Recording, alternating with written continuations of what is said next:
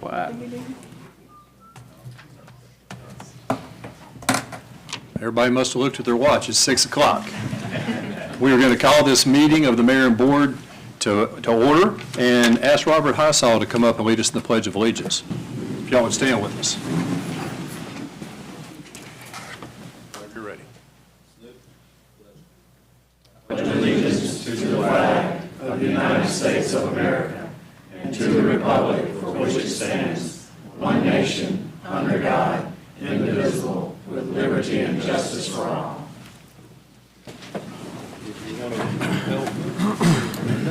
Thank you for being here with us.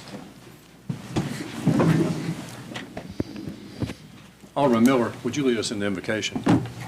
Just before we start, we asked everyone that they would go in a silent prayer for Hunter McClinton and his family and the tragic loss on yesterday, that you would give them a moment of silent prayer for their family. Amen.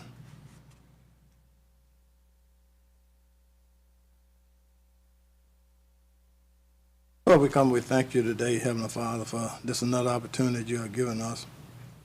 We pray, Heavenly Father, that the thing that we do on tonight will first be pleasing in thy sight. We ask, Heavenly Father, let us make the wise decision.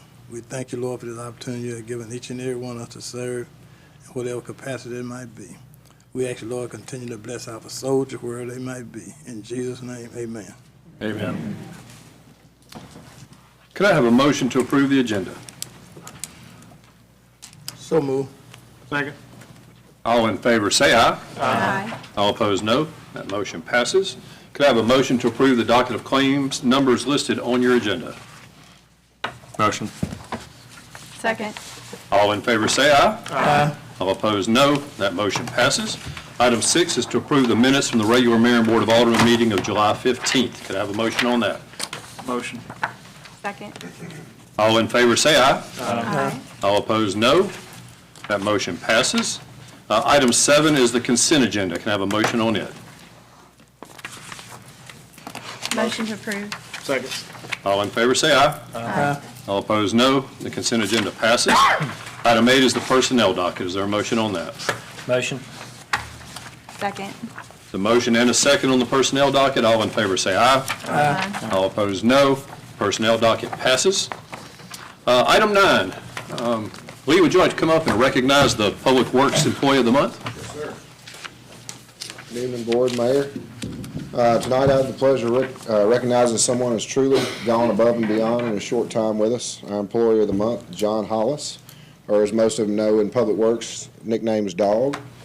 John's been with the city just for 8 months, working as a brush truck driver, but in those 8 months he's shown the kind of work ethic and dedication that would make you think that he's been here for years. He's always on time, never a complaint. John shows up day in and day out, ready to get the job done. During our recent storm cleanup efforts, John played a crucial role. He worked 10 to 12 hours a day, sometimes 6 or 7 days a week. Couldn't ask for any better. Not once did he ask for a break. Not once did he miss a shift. That kind of dedication is rare, and it's something we don't take for granted. Even beyond the job, John has made an impression. We've received multiple calls from citizens praising the work that he's done, mentioning not just the quality of work, but his positive attitude and professionalism.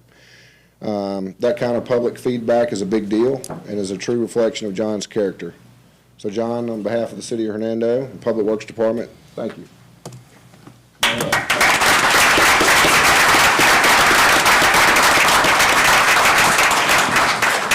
Would you allow us to have our picture with you? Yes, sir.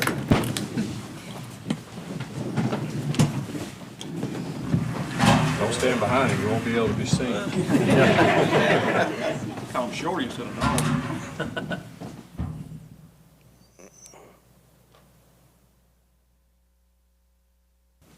Hey, John. Congratulations. We appreciate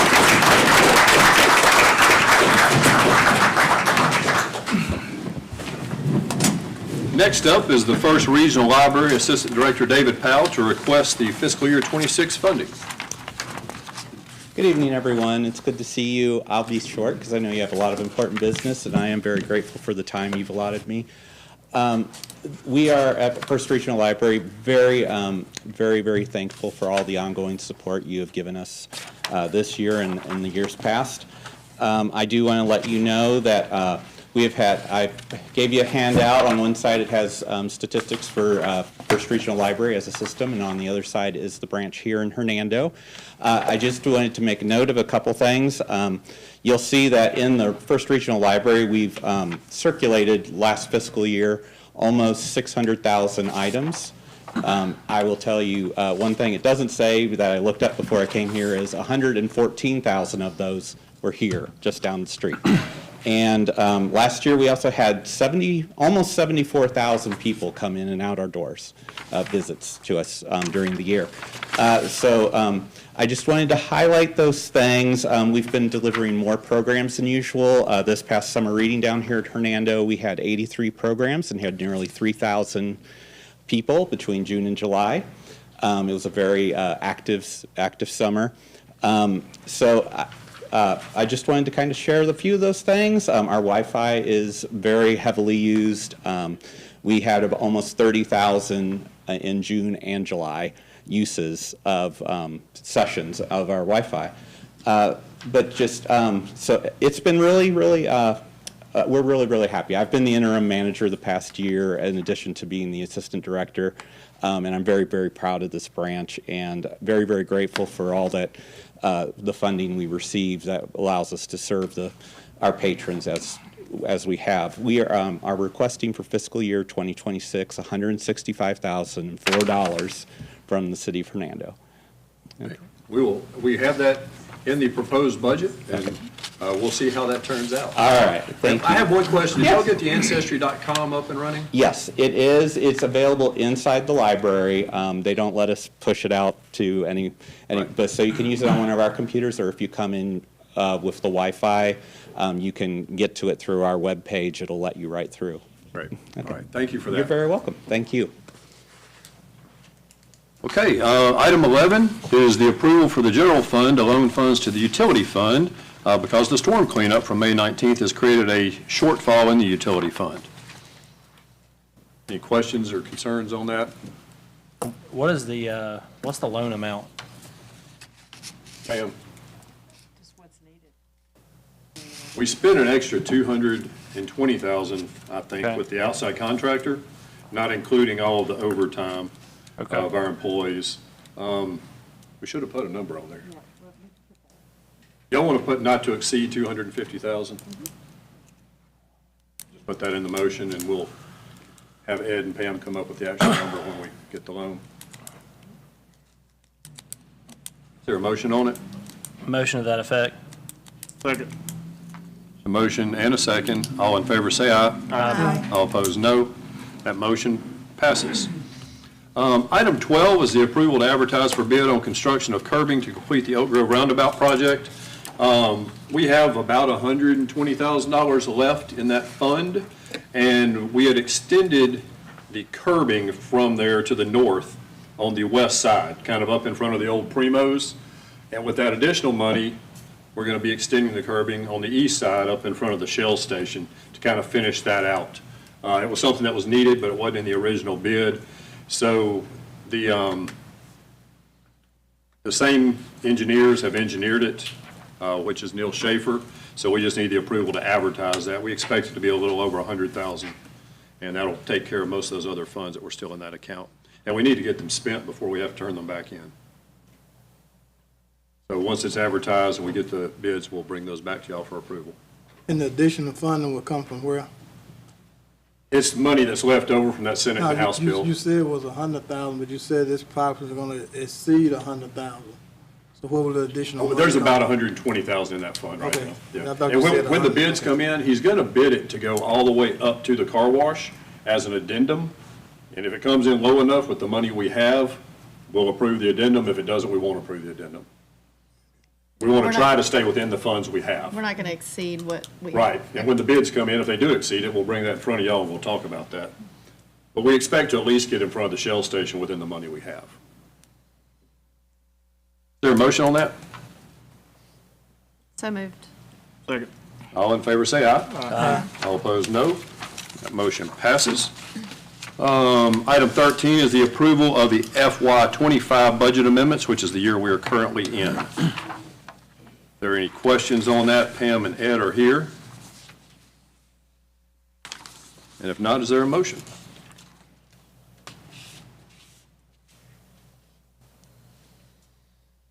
So move. Second. There's a motion and a second. All in favor say aye. Aye. All opposed, no. And that motion passes. Okay, we get into the meat of it. Tonight is the public hearing on the discussion of the FY26 tax levy and discussion of the initial budget draft. So the goal here is that we have to adopt the tax millage levy tonight. That's what was on the calendar, that's what's been advertised, that's what we have to do. We are not going to adopt the budget. We're going to have a first look at the budget tonight. And what I did in here, just to give y'all a starting point, because I know we needed a quick look at the budget and things that are needed to help y'all decide on the tax levy. So I took kind of a middle ground, and in the budget that I put in front of y'all, instead of the 13%, which is max, or leaving it lower, I put something in the middle of 8% in there just to get y'all there. That doesn't mean that's what it has to be, obviously. That kind of just gives us a look at what we could do with 8%. 8% is the 3% growth we have gotten this year plus a 5% increase. That would be a decrease in millage of 4.02 mills to get to that. I want to tell y'all what we have done. I gave y'all a sheet. There's a little sheet I placed on your desk. These are some things that we've already taken out of the budget that were requested. Obviously, the Finance Committee and I thought these were some of the ones we could take out and live with, but they are needed items. Y'all could always put them back. I'm just going to read these things off. The south end of the Gale Center needs a new roof and AC units at a cost of $750,000. When the Finance Committee met, the good idea came up that we can't defer it, but we don't have $750,000, so we're going to borrow the money over 5 years, so that would make it palatable for us. So I put that loan amount payment for the first year in the budget. Dispatch needed $300,000 to completely update their dispatch center with 4 modern workstations. It is needed, but we decided we would put that off till another year. The fire department asked for $300,000 to purchase a new backup ambulance. Y'all know we just put a new 3rd ambulance in service. That was $300,000 that we decided we could do without this year possibly. The police department asked for another P4 officer and a receptionist. We left the P4 officer in the budget and removed the receptionist position. The parks director has asked for a deputy director of parks, which is needed. Instead of putting that person in the budget for the full year, we put that person in for half a year, which saved us 6 months of salary on that item. Y'all all know that we do our paving in 2 budgets. One part of it comes out of the general fund, and the bulk of it comes out of the Mississippi Modernization Act, or use tax as they call it. We have quite a bit in the Modernization Act to do the paving, so we cut the general fund paving back from $500,000 to $250,000. Public Works needed 2 employees to exclusively look for sewer infiltration and a new camera rig and truck. We deleted those 2 employees along with the $200,000 that the truck and camera rig would have cost. That doesn't mean they're not needed, it just means we had to make a hard decision there. Public Works also asked for 2 new water techs. We removed 1 of those water techs from the budget. Public Works asked for 2 new grass crew workers, and I had removed both of those. That barely balanced the Public Works Fund with a $2,700 and something contingency. So with all those things taken out, we barely have a balanced Public Works Fund. The other ones are still out of balance, and that's why I was putting them in front of y'all so we could talk about those things and what might be needed. I also wanted to read off a couple of things to make sure some facts are on the record. From December 2020 to December 2024, the Consumer Price Index rose by 21.3%, reflecting cumulative inflation over this period. That just about matches up with our loss in true value of assessments. If y'all will notice, our value of assessments went up 20%. So that kind of matches. It was kind of following inflation, if you can follow that. So we are obviously not going to adopt a 20% increase because it would be too much for the citizens and it's illegal. We aren't allowed to do that in state government.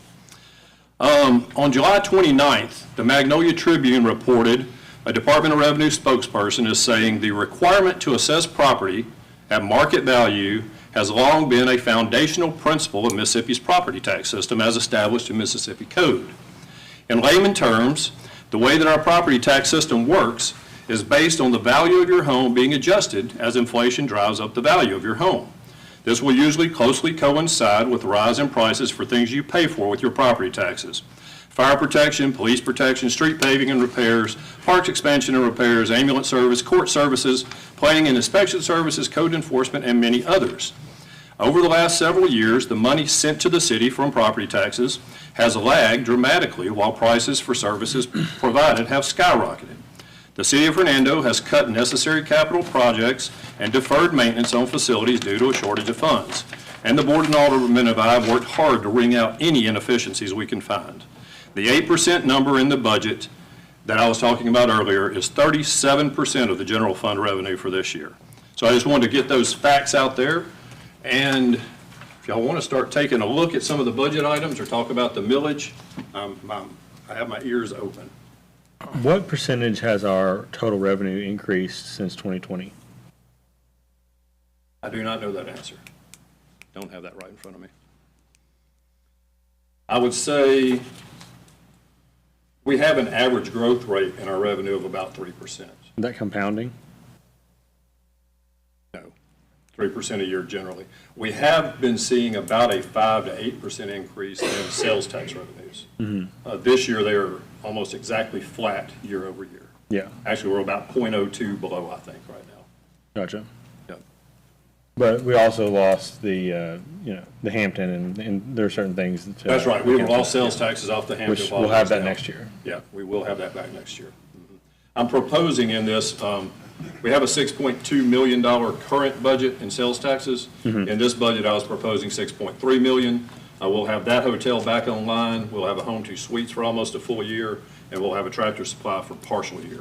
Gotcha. What's the completion estimate for the Tractor Supply? They said Black Friday, but I doubt it. But what I do know is they have sent us a bond check and are pushing the planning department to get them through the process as quickly as possible. So we're ready for them. They're Yeah. going to start moving dirt shortly. Okay. And I still think that 6.3 million revenue estimate is conservative, but I always like to budget revenues conservative and expenses on the other end of that. I have a question about deferring the backup ambulance. I know large pieces of equipment like that, the build time can be 2 years.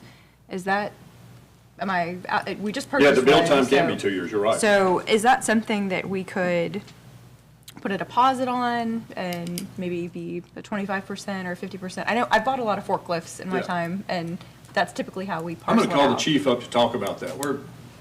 Chief, would you come to the mic?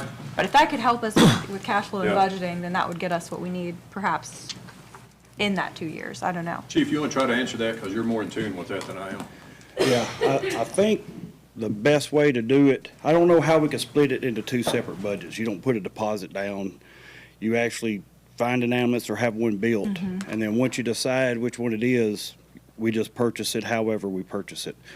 Now, if we're trying to defer it but know that we're getting it, we can wait.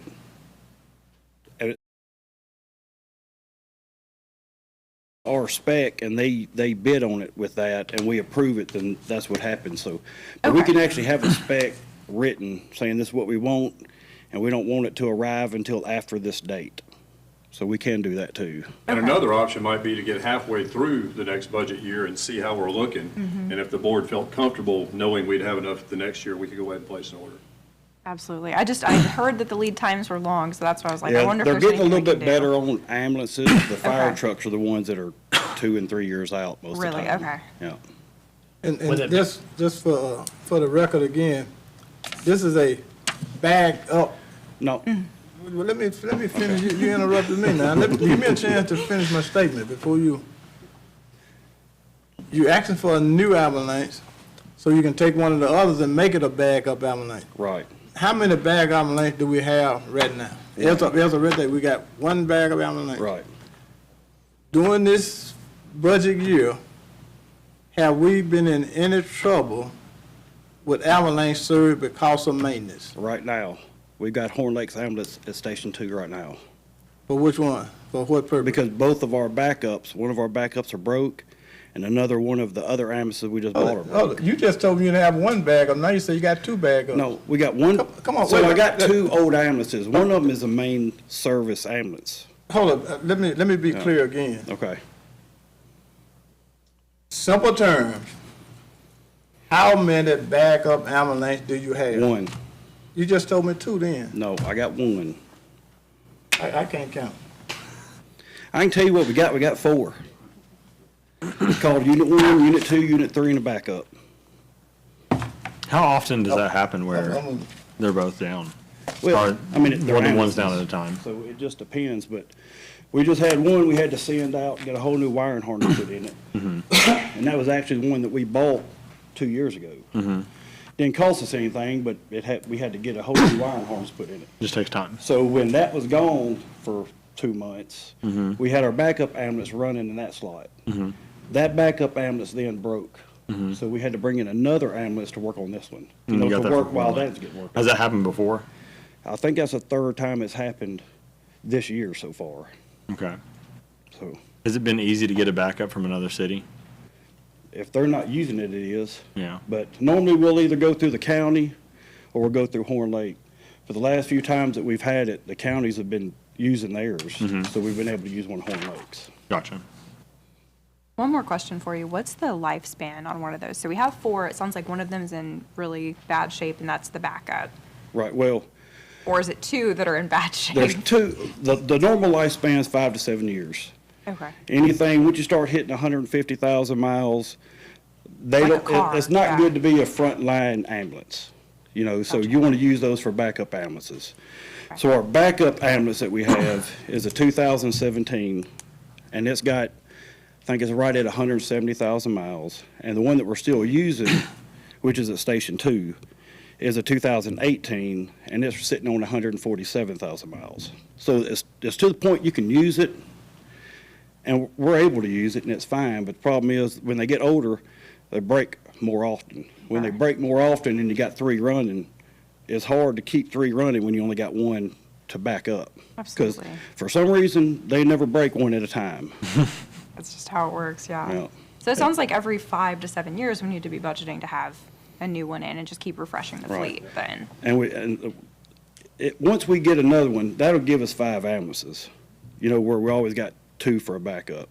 And eventually, those 3 are going to get old, and then when you buy, it'll drop down, and then one of the backups will go away.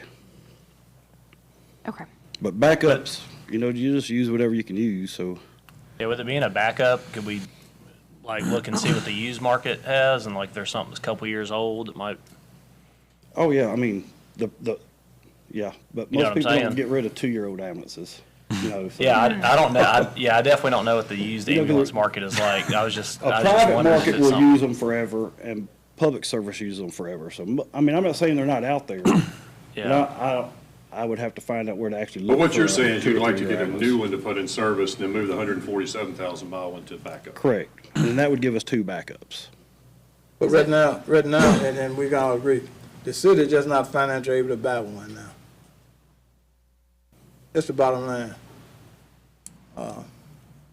And as you said earlier, because of the agreement that we have with our other cities for interlocal agreement for cases like that.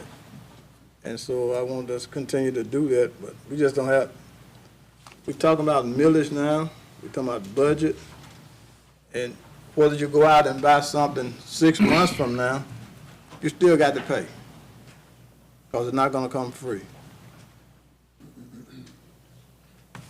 And Mayor, I like what you said you did, that while you're taking these things out, but our department heads are really intelligent people, they smart. They come in with a budget way over what's gonna be approved, so something can be taken out.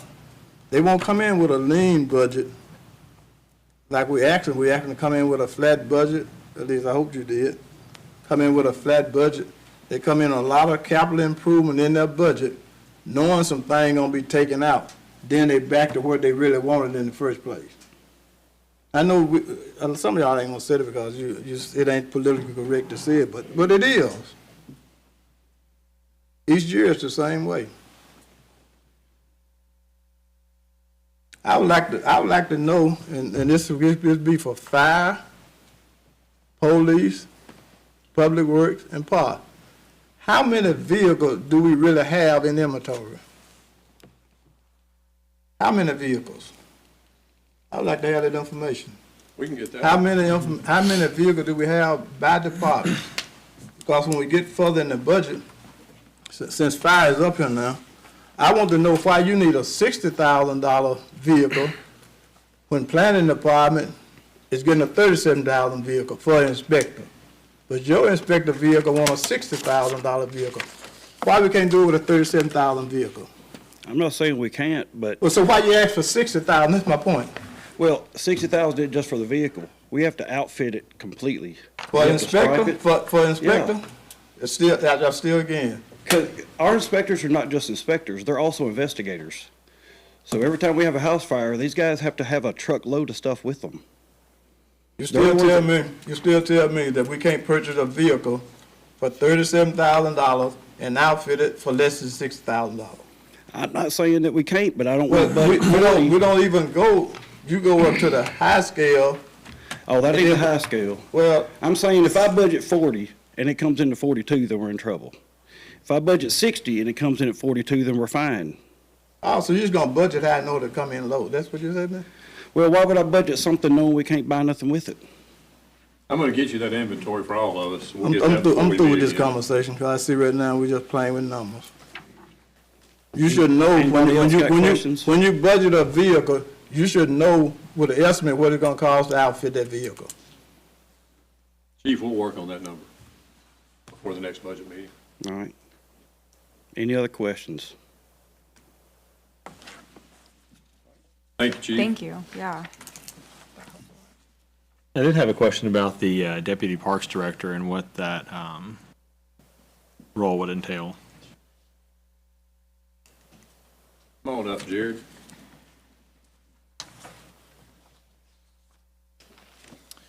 Evening, y'all. Sorry. So Deputy Parks Director got more at a day-to-day operations. So heavy on the maintenance, procedures, operations, and programming, really hands on that. Right now, we're pretty stretched. We're growing to facilities-wise and staff-wise, hopefully. Want to do our part to prepare for that and not get caught off guard for that. So right now, with two main park projects going down and hopefully opening up within the next fiscal year, thought it was a good opportunity to go ahead and plan for that. So I've got some example job descriptions. They're not finalized job descriptions, and a couple of and a layout of how that would work. I'm happy to. Now, programming, are you saying, you mean like setting the schedules for the? They would oversee programs and support that. Okay. That would be secondary in their function. Primary would be day-to-day staff supervision, heavy on the maintenance side, supervising that. The supervisor, who supervises the maintenance now? We have two maintenance supervisors, well, me, I guess, and then two supervisors. Okay, so essentially, you've got kind of like a hierarchy. You'd like to have a hierarchy where it goes, these two maintenance One more, supervisors, yeah. one deputy director, and then, You're right, correct. do the supervisors need, and I'm not trying to be cheeky Sure. here, like, do the supervisors need a lot of supervision? Are they generally? do I they would get say it done? helps to, yes and no. I mean, it just depends. You know, day to day, no. Like, but planning out capital improvements, schedules, that type of stuff, could use some guidance on that. Okay.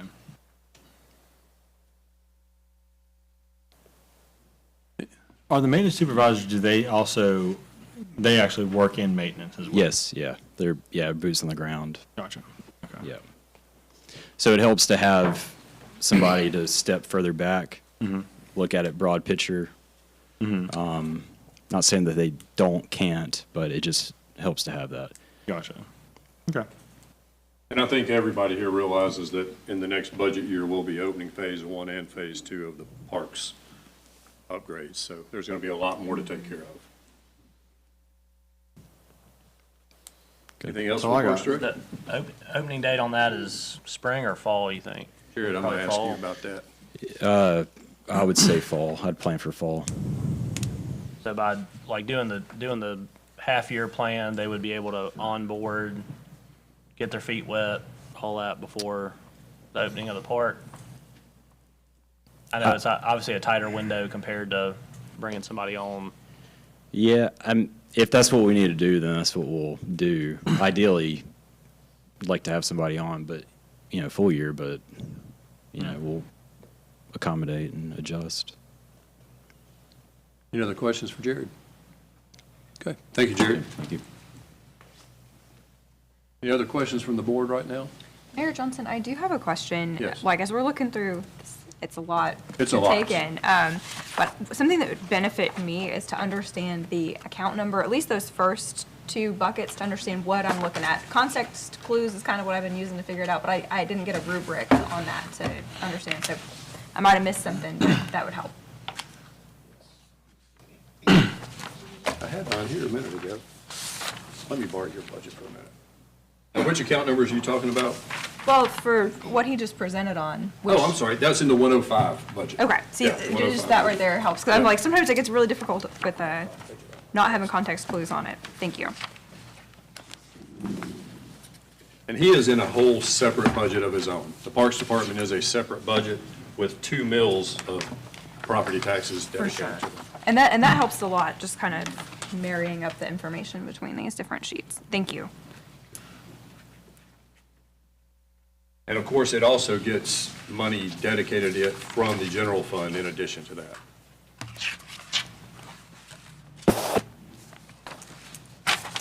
Any other questions from the board before we ask the public to speak? If we could, it looks like we have a lot of people here. I would ask that whoever comes to speak, state your name and address for the clerk, and we'll try to limit each person to 3 minutes and try not to be redundant. If it's already been said, the board will have listened to it. So who would like to speak? Yes, sir, please come up.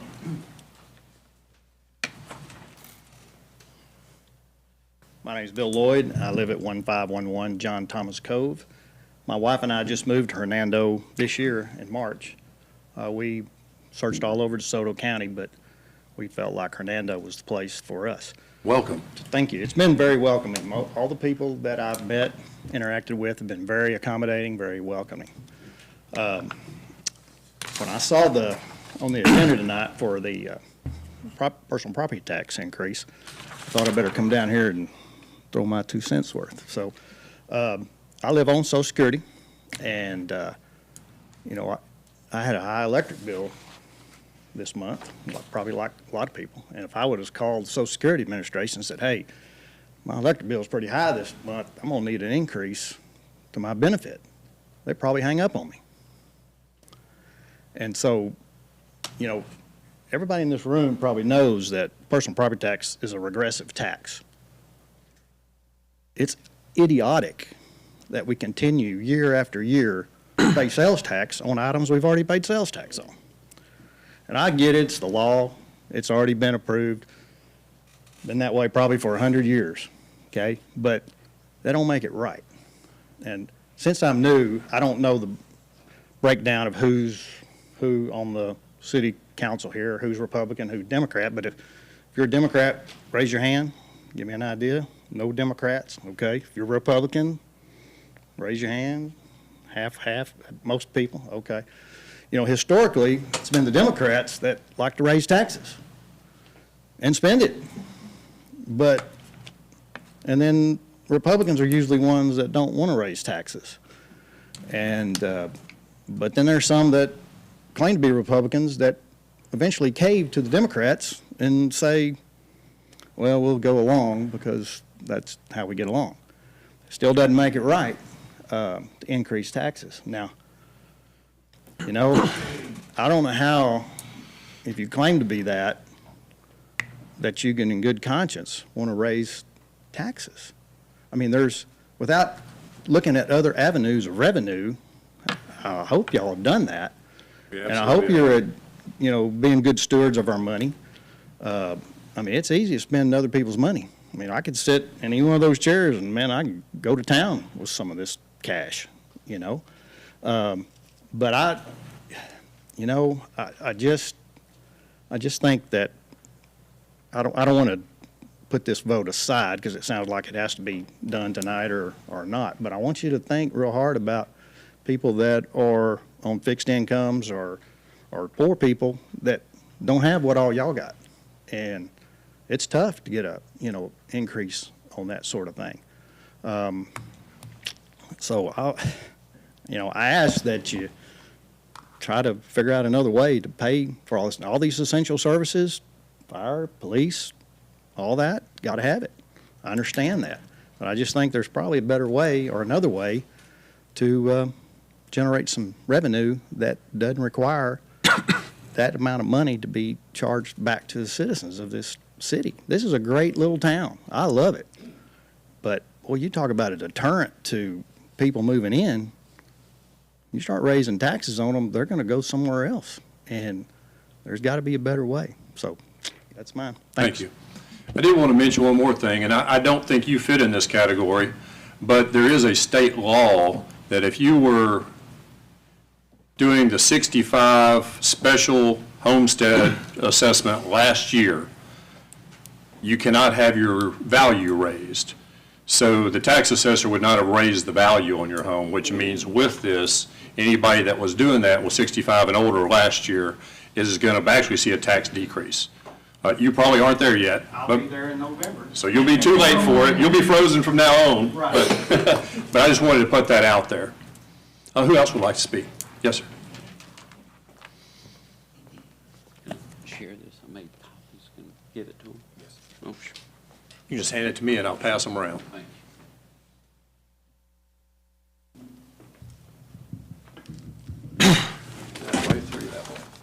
I don't think there's enough. That's just a copy of what I'm going to share, so you'll have a record of it. Mayor, Alderman, my name is Lee Ellenberg. I live at 3111 West Boulevard Place out in Jefferson Estates. We've been a resident, my family and I love Hernando. It's a great place to live, and I think up until now, all of you that have contributed should be recognized right for the place that we live in now and how successful the city has been. If you look at the numbers, my understanding is, and I'm still learning things even as of tonight, but the state mandated this adjustment to the property values to make them more realistic. I mean, everybody's seen their tax statement before, and it's like half of what the value of your house is. So I understand that. And so the city of Hernando, as well as every other city and county, and Board of Education, they have to now adjust their millage rate due to this new increased value. And my understanding coming into the meeting tonight was that the mayor in the proposed budget had proposed an increase to the millage rate. And when I say an increase, I mean an apples to apples. If you can back into the numbers and figure out a new rate that's equivalent to what it was before. When I say an increase, I'm saying an increase from what it was last year compared to what it's going to be next year. That's my understanding. Tonight, I heard, Mayor, I heard you say down 4.02 mills minus. I'm not certain I understand, but it's really irrelevant. My point still. That would still, to be clear, you're right. It would be, our natural growth this year was 3%, which means that's the new homes built. Right. That's what, if nothing happened, that's what would happen. Right. The 8% that's in here, just for everybody to look at, is a 8% increase over last year's revenue in that category. So that's what that would be. So you're correct there. Okay. Well, I think no matter what you're doing with it, I think my points here still stand. We're all very fortunate to be here in DeSoto County, especially in Hernando. Hernando is the fastest growing city in the fastest growing county in the state of Mississippi, right? I think all of you know that. The numbers I read or collected was 9.47% over the last 5 years since the 2020 census, and it showed the population being 17,138 then, up to 18,000, estimated 18,893 now. So about 10% growth in population. We know we get more people here, they spend more money, we get more sales tax revenue. So in a city realizing that much population growth, they're spending more money, you're automatically getting increases from the money, right? We are, the city is, benefits from that revenue. The second point is new homes, which I think is a real key factor as well. We have the third most new homes in DeSoto County, behind South Haven. I gave you the number there, South Haven and Olive Branch, but 808 brand-new homes in Hernando over the last 5 years. Every one of those are pure incremental property tax revenue, right? It's not raising it or increasing it marginally. It's a brand-new source of revenue for the city. So those new homes clearly represent incremental property tax. And then the property values. I read a report just this week that said over the last 5 years, the median house increased in value 63% over the last 5 years in DeSoto County. That's a great thing. All of our property values went up 63%. But as you correctly noted in your introduction, inflation over that same period of time was 21%, right? So when we talk about we need to raise the budget to keep up with inflation, the fact is our property values grew 63% and inflation was only 20%. So every year, I don't know about your tax bill, but I get it, and it comes with a new assessed value, even though it was low. You know, in previous years, there's generally an increase every year in the assessed value. And if it's gone up 63%, the median house, well, we're paying a whole lot more in property taxes, well ahead of what inflation is. So, you know, I'm trying to make a point here that all of this growth has produced additional sales tax, additional property tax, and then these increases in values raise ahead of inflation for each one of the houses. I will make the point, though, that the tax assessor has not been putting those increased values Right. on the books. I understand that. Yeah, I understand he's making an adjustment. We can still make it flat. Yeah, all we got to do is back That's into right, the numbers yes. and make the numbers equal. Cities, just like any business, realize the value of scale, right? Just because we add more people, we don't have to build a whole bunch of new roads and new infrastructure. We don't have to build a new HR department, right? We can service, you know, more people to service that. I'm just saying it's not proportionate, right? If we grow 10%, we don't have to raise expenses 10%. We get scale, you know, from the resources that we're fortunate to have in our city. So the potential problem is the excessive taxes have the potential to slow or even stop any local economy. Turning back the tide to positive is very difficult, you know, after things turn negative. So if we become known as this higher tax area, it will create a negative atmosphere that won't be good for us. The implication is that spending slow, businesses suffer, they close, they move, people move to more affordable. Raise the taxes. I love Hernando now. Keep raising them, and people like any of us are going to go find another place, right? You know, to live. So none of us want to see that happen, but that's always the potential in trying to find the happy medium to provide the services we need to provide without raising too much money. So I just want to bring those points that in DeSoto County, the whole county, think of these poor counties and poor cities that are negative growth. I mean, I could then see them raising taxes. You got to have a policeman on the street. You know, I can understand that better than the best place in the whole state, right? It seems like, hey, all this growth, why are we after growth, right? We're growth because we still realize scale, and we don't have to be charged so much, you know, in property taxes. I'm just giving you my perspective. So from my perspective is we need to manage the spending to maintain a low tax structure, which will continue to attract the new businesses, Tractor Supply, these new hotels, all the development's going to happen here. It's all great stuff going to generate new revenue, new businesses, new homes, increased property values. That's attractive to people. People want to move here. We're going to keep building new houses. It's going to generate more revenue and increase sales tax revenue. They're going to go to Kroger and Walmart. They're going to spend their money here. And it should be an adequate revenue stream for us to provide services, you know, here in our county. So I know I probably went long in there, but. All right. Well, thank you for your comments. Yeah, thank you. Thank you. Thank you. Yeah, thank you. Who would like to be next? Hello. I'm Corey Haynes. I'm a resident I live at 778 Running Doe Cove. I also work in Hernando. I'm the managing broker of Birch Realty Group. We're at 2220 Highway 51 South in the Wadsworth Building. We're proud to be there. I want to thank y'all for allowing us all the time to express our opinions on the property tax increases and the millage rates. As realtors, aside from our day job assisting buyers and sellers, we also work to protect private property rights and to seek to keep our communities strong and healthy. Property taxes affect everyone. Current homeowners are faced with skyrocketing insurance rates, as I'm sure you all know and have heard. Rising utilities, groceries, everything has gone up. Property tax increases will only add to that burden, and homeowners who are already tightening their belts as tight as they can could be faced with no longer being able to afford their house note, potentially causing an increase in foreclosures in our communities.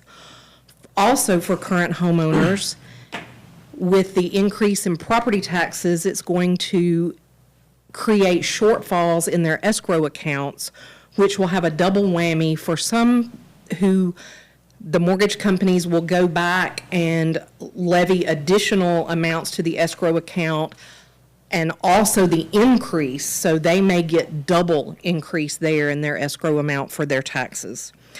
Home buyers who wish to purchase, that's our bread and butter. This is a big one for us because we are already facing a much less active market than we've been used to in the past several years.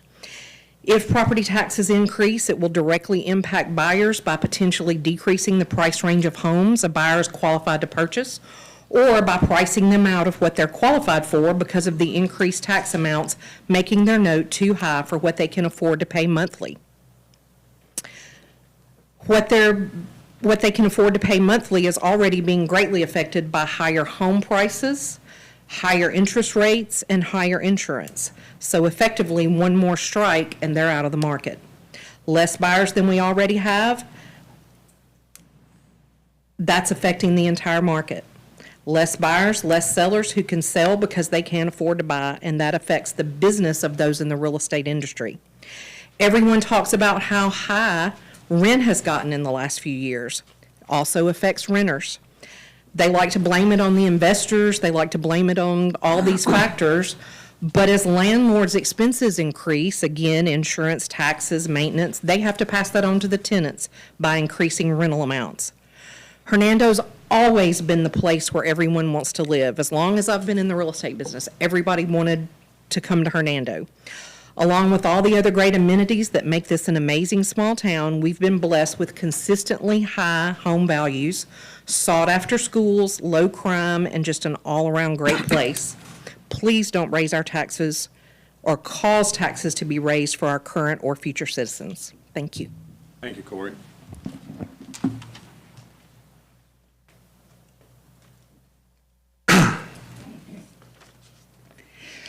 Well, I'm Allison Spencer. I don't live in the city of Hernando, but I'm here as president of the Northwest Mississippi Realtor Association, just to speak on behalf of our realtors. And we've got some in the back that are here to support the cause. With the recent state-mandated property reassessments, homeowners are seeing significant increases in their assessed property values with the cards that were just mailed out. While reassessments are meant to reflect today's market, the concern is our higher tax bills. You as our local leaders have an opportunity to ease that burden by adjusting the millage rate. We're asking that you strongly consider lowering the millage rate to help offset the cost to our homeowners.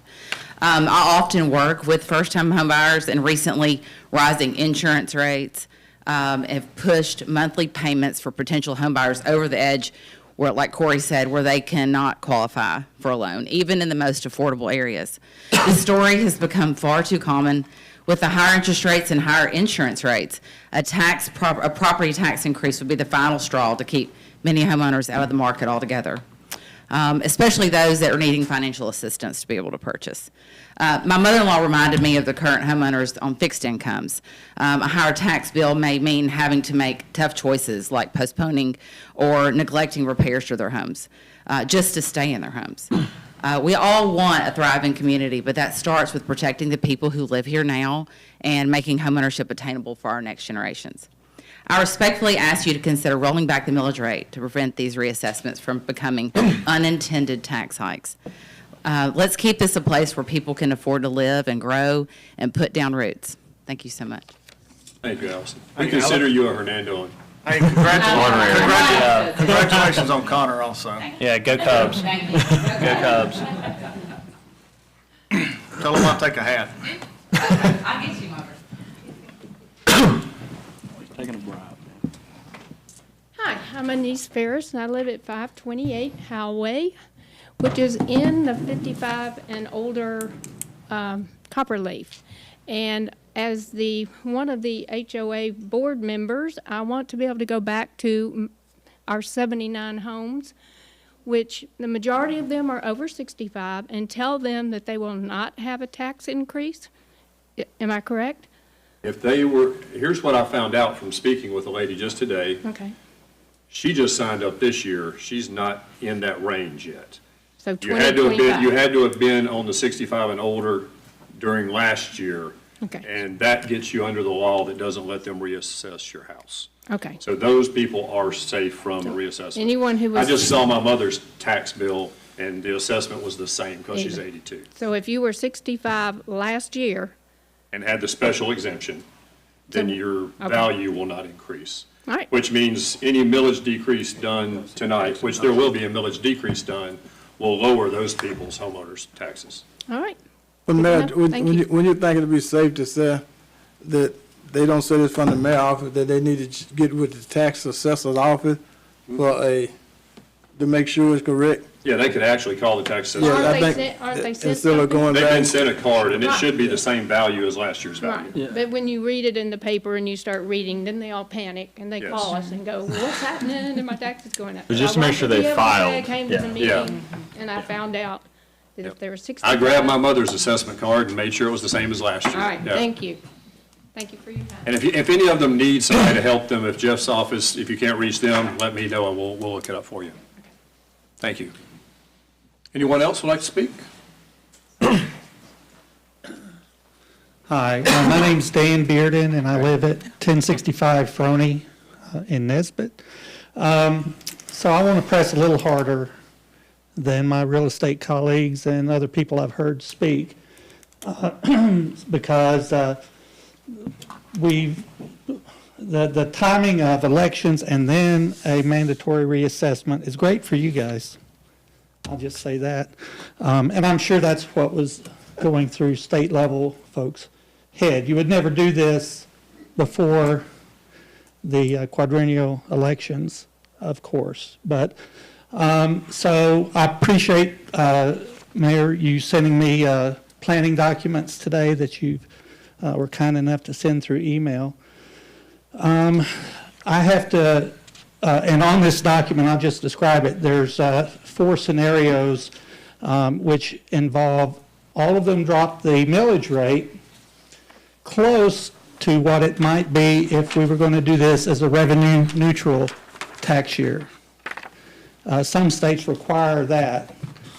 I didn't know what the Mississippi law was, so you said they give you a 10% leeway. Right, yeah, in any given year, you can't adjust taxes upward revenues more than 10% plus your growth. Right. And our growth has been 3%. So that would basically be neutral because we have 3% more households to take care of. Well, believe it or not, I kind of disagree with you. A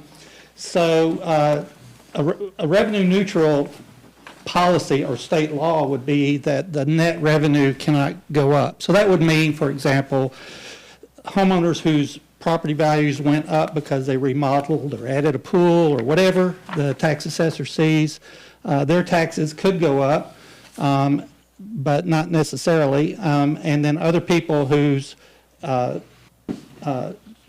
no reassessment change would possibly have their taxes drop, with the net result being the amount coming into the coffers would be unchanged from the previous year.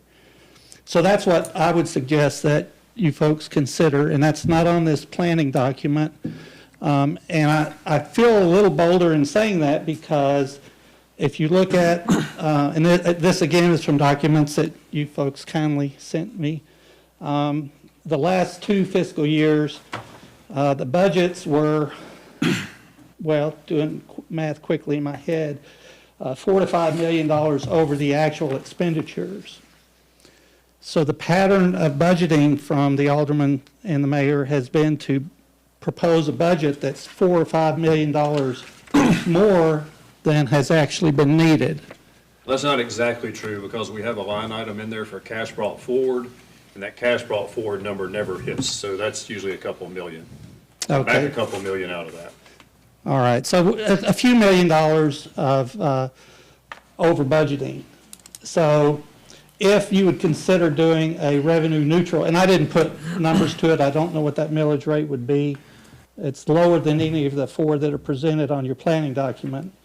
Then you would have a revenue neutral year and still have, with your normal budget planning process, flexibility to function in all the necessary and essential ways that you guys, that we fund for that. Now, I think that might be important because we have at least two other entities that are going to be having this same discussion. So you add on 3%, schools add on 3%. I forget what the other one is real quick, but.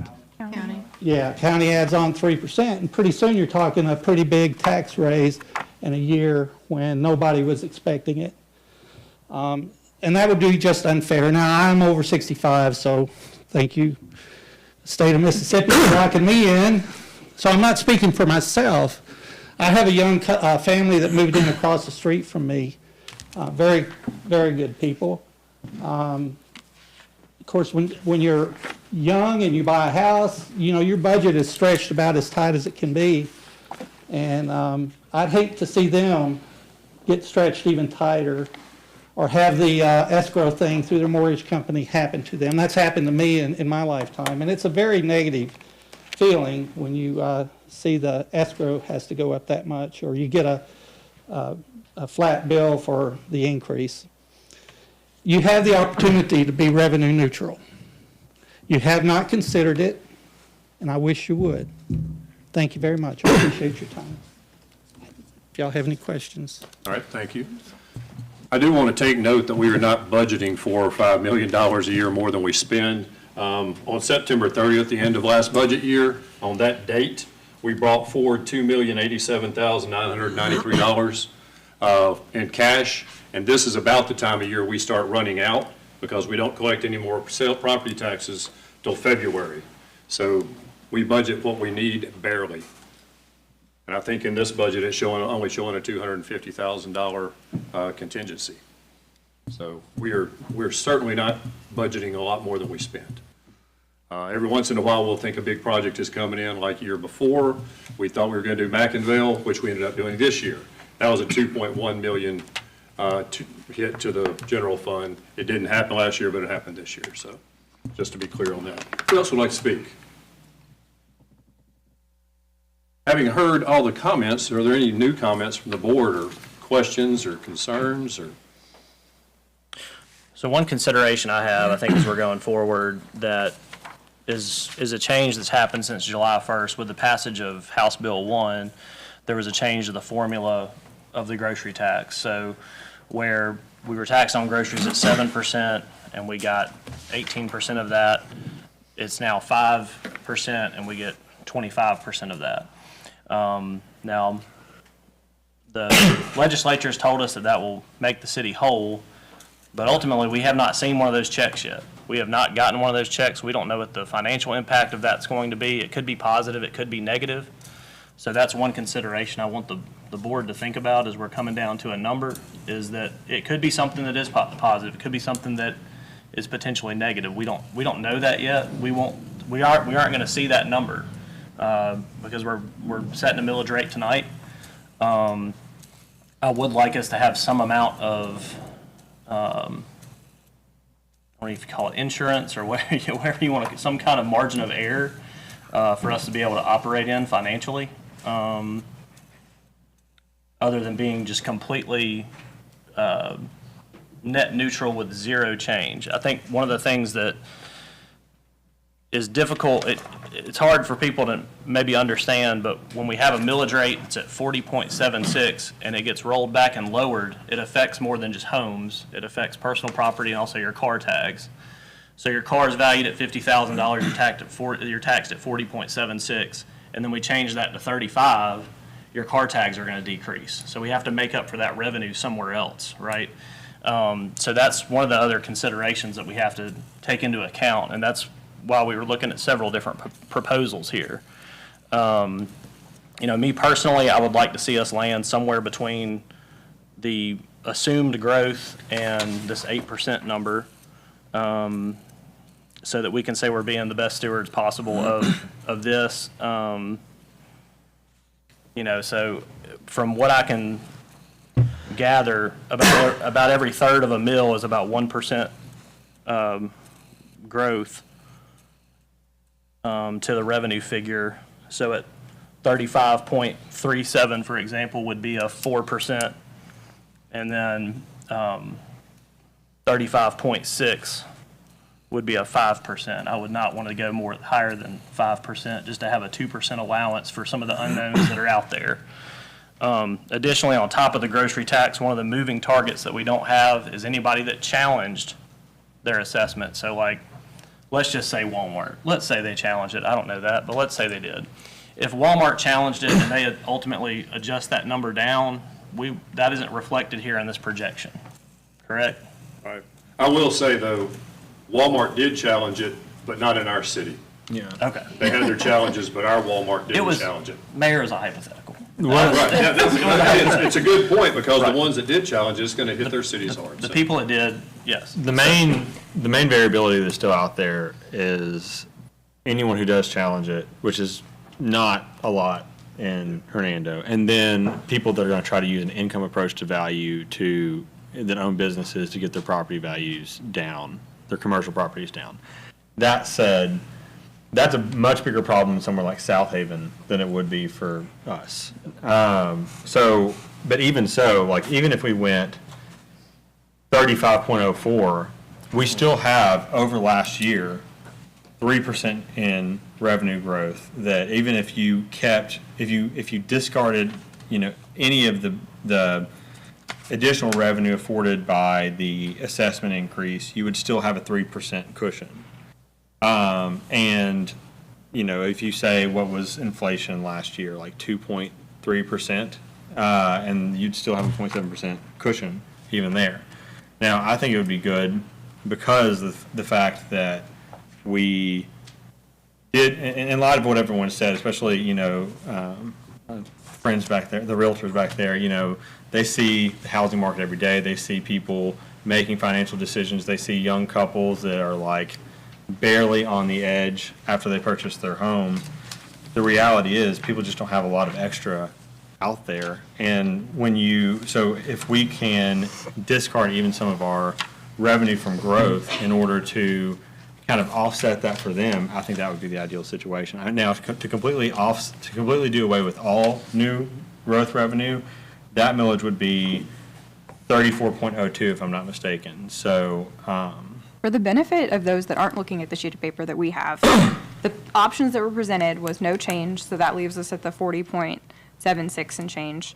A reduction all the way down to 35.04, a reduction to 36.74, and 38.44, which was the high-end one that was published in the paper. So you kind of know a little bit more about the numbers we're talking about. So that 38.44, that's the 13% change. So the 10 we're allowed to take, and then the 3% natural growth. And just so that y'all know, because we're just throwing a lot of numbers around and y'all don't have anything to reference. So what Alderman Kitchens was just talking about, the 35.04 that was the low end here, that's the 3% change. And then you said it was 34.02 would be close to net.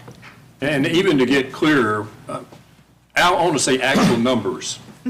So this current budget year we're in, the city in all taxes, all property taxes, the real, the personal, the public utilities, mobile homes, and tags, is bringing in $8,208,000 right now. That's what we're doing.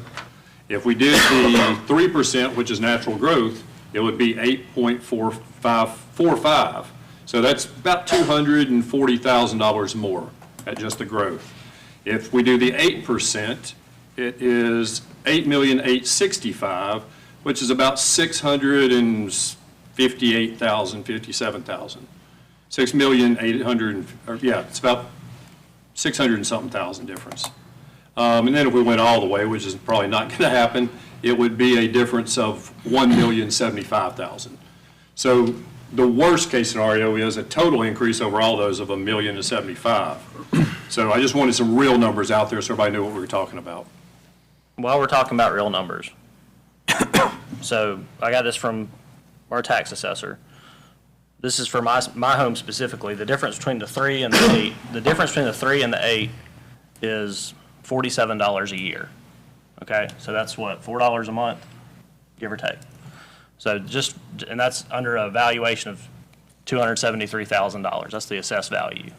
So that's just for like that's just a hard example. It's my, my house. Sorry to my wife, she didn't want everybody to know that, but that's the deal there. So you take somebody that is, probably in more of a starter home that has a valuation of half that, and you're looking at a difference of maybe, $23 a year between these two different variables. The average house price in Hernando is about $407,000 that Okay. I saw online from statistics. And then, so then that assessed value at 85%, I should be able to do better math in my head, but just to throw numbers 320. out there on what Hernando is, yeah. That's true. I spend a lot of time looking at the map on the assessor's website versus the same address for 2024, and the assessments seem a lot lower to me than 85% of 400,000, just in general.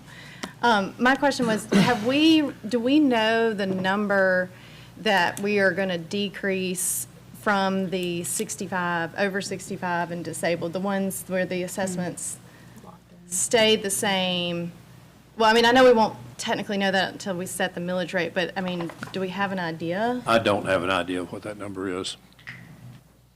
But we know we have a lot of 65 and older people in town. Right. So, I mean, we know there's going to be loss on that side. Granted, if you've seen anyone with a 65 and older exemption, if you've seen their tax bill, it's already almost. It's already low. So, Yeah, it I is mean, very it's low. not really, And plus, this is, they had already be, so that mean they had it last year anyway. So that mean that we didn't get that revenue last year, no way. Yeah, the only difference would That's what be I'm saying, we didn't get that the revenue. But if we rate of decrease reduction. the millage, Yeah. then it will, But it still didn't affect them because last year, they were neutral, they didn't pay anything last year. Well, some of them are paying something. Yeah. If they're in a better house, they're paying Yeah, something, but it's- they're going to it's- pay less it's of that minimal. something. Yeah. It's minimal, it's not a. Yeah, that's what all the budget kitchens breaker. were saying. It won't be a big hit. Yeah, it's not a per big deal. house. So, Alderman Piper, so 35.04, and I think that's the number you were talking about. That, even if the other revenue do not come up to what expected and we don't have no numbers on it, what we'll be end up doing, well, the only thing we can do is, after we do approve a budget, is to come back and make budget adjustments and take out some things. Because tonight, we're at that point that we're gonna have to approve a millage and prove it on the low end of it, even though it's still gonna be an increase, but it's very minimum increase. It won't be nobody that'll come out here with say that you had it neutral, but that 35.04. I think you said 35.6. I'm talking about what we got on paper. I'm talking about 35.04, that's what I'm dealing with.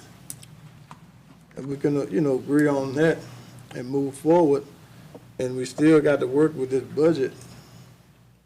And we know some things gonna change, and even if, once we balance it, and if something do happen with the revenue, we have to come back and just amend the budget. I mean,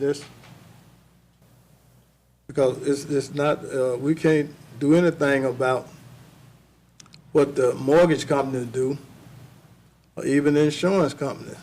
I mean, that's their business. They're not, in other words, they're not deferring their monies. Yeah. Insurance rates going up? Huh? But I'm just saying, though, we got, even though it's gonna be a factor in the homeowner, but the boards can't handle it no way they want. They gonna still make their money, because they're gonna go to that individual homeowner and up the price to what they think is needed for them. So we can't, as a city, that's not our, that's something that they have to deal with. Well, I'm just making sure I'm clear. You're saying, we can't, obviously, we can't control on the principal, interest, taxes, and insurance, we can't control anything but the taxes, right? So, Right. yeah, right. That's what I'm saying, so we can't, I heard what they were saying back there, but that's not, we can't control that. But we can control our part of that. Well, that's what I'm saying, that's when I said we're looking at 35.04. Yeah. That's the part we controlling. Yeah. And that's a very significant, number, I think, downward than what it could have been. Excuse me, but I think it's clear to make sure everybody understands, that's still about a $900,000 real property increase from what we've got last year from real property. So for anybody to say we're not gonna raise taxes is just. No, I didn't say somebody we on wasn't, there talking. I didn't say we weren't gonna raise it. I'm saying we decreasing the But there's been, millage to that point. there's been that activity that they're gonna be flat and nobody's gonna raise taxes. That's just not true. No, I wasn't saying that. Yeah, in order for, the problem is, it's not just the 65 and older, it's also the, business personal property and things like that. But in order to, that's why I kind of wanted to go to take away some of that additional growth to help offset those property taxes even more. What are you proposing? I'd go 34.02. That's a $900,000 increase in home taxes, right? Yeah. Okay, thank you. Well, yeah, over the course of it, yeah, and it's offset somewhat by the car tags and things like that. So that's the thing. So even that is a $900,000, I guess, increase in home property tax. Now, the second biggest thing on that tax bill is your car tags. Now, that obviously that affects everybody too. So that helps offset it in a lot of ways. But with the business personal property and things like that, it at least makes our collections neutral, so that we don't have a increase in our revenues to help offset what is increasing in the property tax. So I'd like a point of clarification. We talked earlier about what the financial committee had talked about, trying to reduce line items. And they were working off of the budget that was presented to us, which was the 8% increase. So did this balance in the end? How close were we? Truly, just We were. how close? Hang on. The public works barely budgeted, but are balanced, but that has nothing to do with property taxes, that's paid with fees. So let me get to the bottom of the 100 fund, or the 001 fund.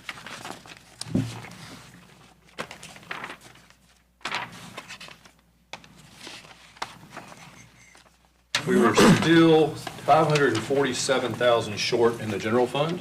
Okay. And in the Parks Fund, which was the other one, we were still 280,000 short. Okay. And I do want, real quick, this has nothing to do with that, I'm sorry. I do want to make one point of clarification. That's not an increase, it's not an increase in the property tax, it's an increase in the real property tax. And so it's a net neutral year-on-year revenue collection for all property taxes across the board. Yeah, but everybody just came up and asked about their assessed value, and that's what they're gonna have to pay in their mortgage, is that number? That Yeah, for $900,000. sure. And so we should do everything we can to neutralize that as much as But you possible. just said you were for a $900,000 increase, did you not? No, I said it would be $900,000 in real property The taxes. mortgage payments are gonna go up that much. Who's mortgage payments? Everybody in the city who's 65 and under.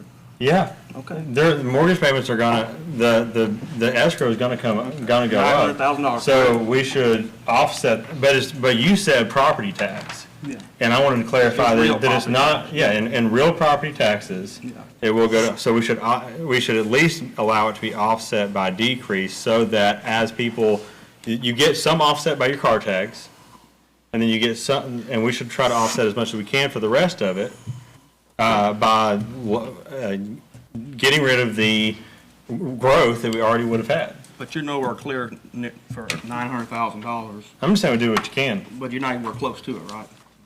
I mean, you are offsetting it a good bit, yeah. No, you're not. And car tax? No, you're not. Mm. $160,000. That's a good bit. Yeah. I do want to say that the unfortunate part of this whole deal of having to lower the millage is that the businesses, the big businesses with their personal property taxes are the ones winning here. That's good for them, but that's, if we go down to the 3% from what we were collecting this year, it's a $400,000 decrease in their taxes. So that's what's hitting us so hard, really. Just so everybody's real clear on that. And there's no way around that, because if we decrease millage, their values have not been reassessed like our homes have been reassessed. So they're going to see the windfall in this. I'm like Ben, I'd like to see us fall somewhere between the 3 and 8. I'd be good with the 35.6. I just don't think we shouldn't do what we can do just because we can't do everything. So one more thing, sorry, Finance Committee, to keep No, picking no, up, no. guys. I haven't read the minutes from y'all's meetings, so I don't know like how this all went, but I love the summary of like what all happened. So it sounds like a lot of this was just completely striking out line items, like we're just not doing it, and changing things, like starting the parks position halfway through the year. I get that. Is there more that we could make up trimming fat on things, reducing some of this stuff? Because I mean, I see like our legal fees going up, and there's some other line items in there where it's like it's a huge jump percentage-wise, you know. And I know it's maybe death by 1,000 cuts, where it would just take a little more sharpening of the pencil, but having about $800,000 in a shortfall, that's a lot. That's a big ask to try to find.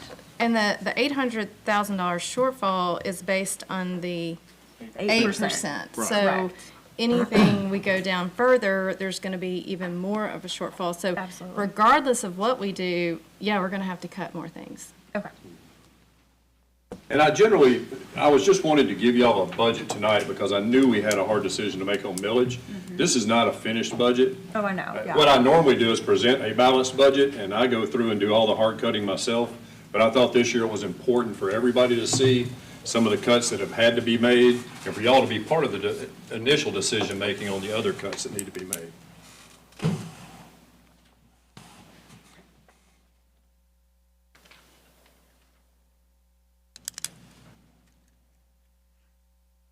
What other questions or concerns or motions?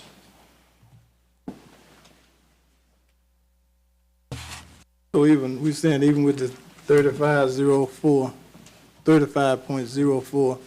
it's still gonna come up short, correct? That would be about 410,000 less than what was written into the budget. But from that budget, not over last year. No, we're talking about this budget. Right.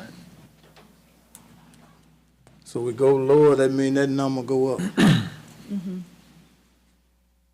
Do you guys feel like it's workable if we go lower? Like, is there enough that's, I guess, what I'm asking. This is my very first time doing a budget like this I don't think and looking at it, you know, so. we're looking at, and just like I go back to the fire department there, we might have to come back in the middle of the year and do an ambulance or something. And we already 400 something short. So, you know, even though we're not doing it right now, but it could come a time we may have to do it in the middle of the year to get that ambulance. I'm ready to make a motion. Okay, we'll listen More to your discussion? motion. I move that we set the millage rate at 35.7654 for the fiscal year. Okay, that's just a five mil Yes. decrease, okay. Second. There's a motion and a second. Is there any discussion on that motion? Can you just say the number? Yeah. So just five mills, so that'll put us at 35.7654. 5 mils less than we're currently at. Okay, I'll have a roll call vote on that motion. Alderman Kitchens, No. Nay. Alderman Piper, Nay.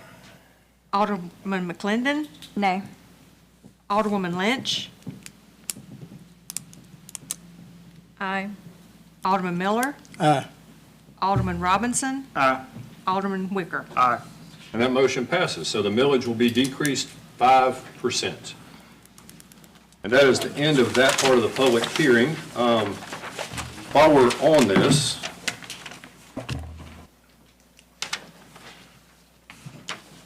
All right, we did do the motion. We're on item 15.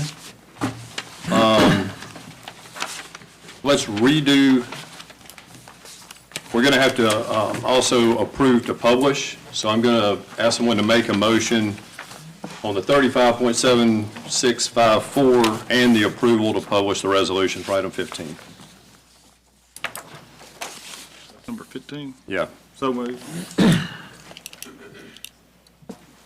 Second. Roll call vote. Alderman Wicker. Aye. Alderman Kitchens. Aye. Aye. Aye, okay. Alderman Piper. Alderwoman McClendon. Aye. Alderwoman Lynch. Aye. Alderman Miller. Aye. Alderman Robinson. Aye. Okay, that motion passes. I'm going to go back and do a lot of hard cutting on the budget proposal. Would y'all like to wait until the next regularly scheduled meeting, or would you like to maybe get back together next Thursday? We could recess until next Thursday on that topic. I think it doesn't make any sense. Already scheduled next week. Just go ahead. I don't think it makes any sense to talk about the budget tonight, would you? I mean, I think we ought to put it off to Yeah, I was saying, do we want to, at the end of this meeting, you want to recess till next Thursday? That's fine. I can't make, I already got 2 meetings Oh, you scheduled do? next Thursday. Okay, so that It's wouldn't already work. scheduled. Friday? Yeah. Gonna be It has out to of be past next Wednesday because there's 7 work days we have to do. As people are leaving, I would like to thank everyone who came and offered their input. We have had budget meetings before where there was nobody here but my department heads and the press. I am impressed with our citizenry, and I appreciate all of y'all.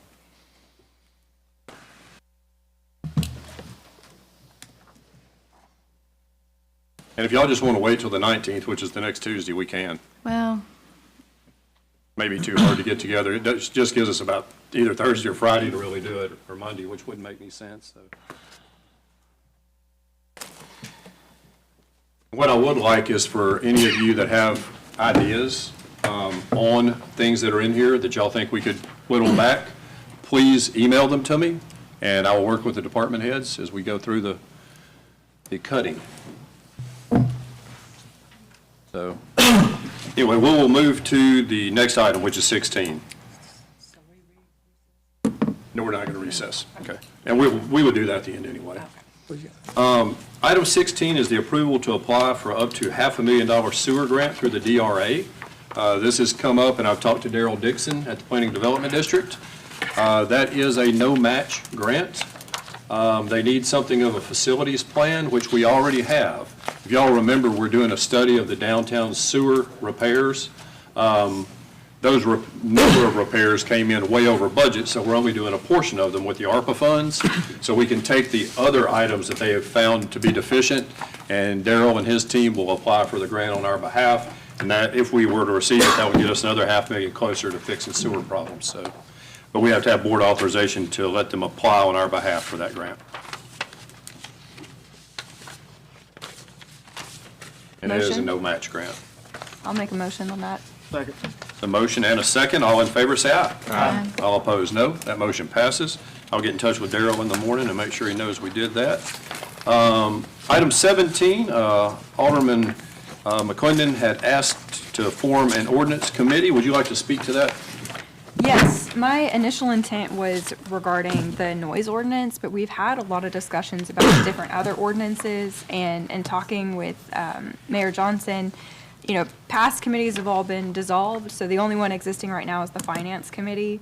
So I'd like to put forth having an ordinance committee to kind of work through all of this. And the crux of this was construction noise over at Robinson and 51, where there's a lot of residences over there, and there's a new small development going in there, some commercial property going in there. And I can just foresee with Delta Landing, as we have people living in homes next to houses that are being built, having a 6 a.m. start time on construction might be problematic. I know I'm up then, but I don't necessarily want jackhammers, you know, in my ears at 6 a.m. So I think it's worth having some conversations on. So that was kind of my intent. But I think if we just have one committee that's looking at all of our ordinances, that might be beneficial with other things we're looking at. So that's some background on that. But also, I'd like to make sure that we keep in mind that in the summertime like now, people are starting earlier for the benefit of their employees and starting them at 8 or 9 o'clock in the heat of the day when they can have a couple of hours in for work already. And then to have a across-the-board ordinance for the start there might be in commercial area versus residential. And so, Absolutely. That was. so I mean, so we need to make sure if we look at time like that. Proximity, I think, would be a good thing to consider on that, because this, I mean, it's literally across the street from folks that have been in homes for years. Well, are we talking about the noise ordinance, or are we talking about forming an ordinance committee? An ordinance committee. So we're not really need to, right, discuss that? Exactly. That was just background on why. Yeah. And I was like, I think it might be easier rather than trying to have 6 different committees, Right. just, hey, something pops up with ordinance, go to the same group, Yes. regardless of what the ordinance is. Yes. So, Yep. yes.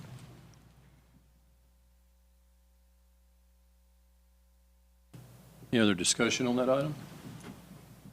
I'm ready to make a motion on it. I'd like to make a motion that we form a committee to handle ordinances that has myself, Alderman McClendon, Alderman Kitchens, and Alderman Wicker, if he would accept to be on that one. And if it needs mayor, who all else needs to be on one of those committees, I apologize. This is my first time making a motion Yeah, I for would that. probably be on the committee as So well. mayor and then city attorney, Probably. Pam, Planning. and planning. Yeah.